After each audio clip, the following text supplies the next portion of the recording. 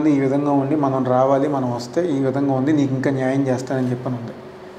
Telugu Desam party కేసుని నాన్నగారికి ఏం చేసింది? చంద్రబాబు పిలిచారా? ఫోన్ అన్నా చేశారా? లోకేష్ పిలిచారా? ఫోన్ అన్నా చేశారా? ఎవరిని పంపించారు? ఒక 4 వ్యక్తులను పంపించారు. పంపించి నువ్వు అవసరం లేదని చెప్పన్నారు. ఎవరు గౌరవం ఇచ్చినట్టు? ఎవరు మాట్లాడుతున్నట్టు? ఎవరు స్వేచ్ఛ ఇచ్చినట్టు? ఆ లోపలికి వెళ్ళిన వ్యక్తి తన కష్టాలు చెప్పుకుంటారు, బాధలు చెప్పుకుంటారు, సంతోషాలు చెప్పుకుంటారు. కానీ మా నాయకుడు, మా కుటుంబ సభ్యుడైనా మేము చెప్పుకుంటాం, మా కష్టాలు చెప్పుకుంటాం, మా ఇబ్బందులు చెప్పుకుంటాం. అన్న ఆ విధంగా ఇబ్బంది ఉంది, మాకు న్యాయం చేయండి చెప్పిన తప్పులేదు.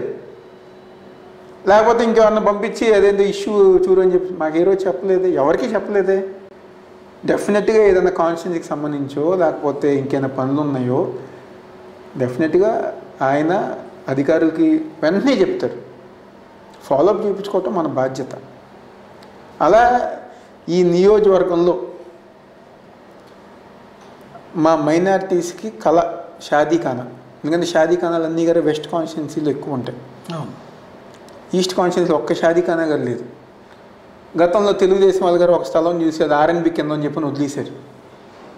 నేను ఒక్కసారి వెళ్ళి సార్ దృష్టిలో సార్ షాదీఖానా ఇంపార్టెంట్ సార్ మైనారిటీస్ కంటే, వెంటనే సీఎం అధికారులకి షాదీఖానా పనులు అవజేయండి చెప్పారు.